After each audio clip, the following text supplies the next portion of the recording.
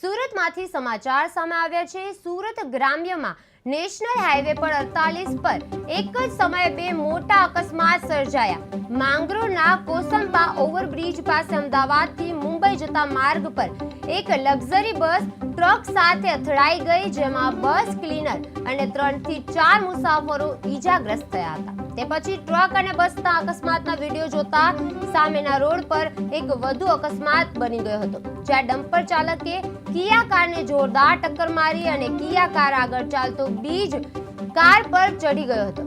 સદનસીબે આ ઘટનામાં કોઈને જાનહાનિ થઈ નથી। નેશનલ હાઈવે પર 48 પર બે અકસ્માત સર્જાયા હતા। માંગરોળમાં ટ્રક અને લક્ઝરી બસ અથડાઈ હતી। બસ ક્લીનર અને મુસાફરો ઈજાગ્રસ્ત થયા હતા। ડમ્પર સાથે કિયા કારનો અકસ્માત આફત પછી કેવા અવરોધો સર્જાયા હતા। મુસાફરો ઈજાગ્રસ્ત થયા હતા। ડમ્પર સાથે કિયા કારનો અકસ્માત આફત પછી કેવાયો હતો અને અવરોધો સર્જાયો હતો।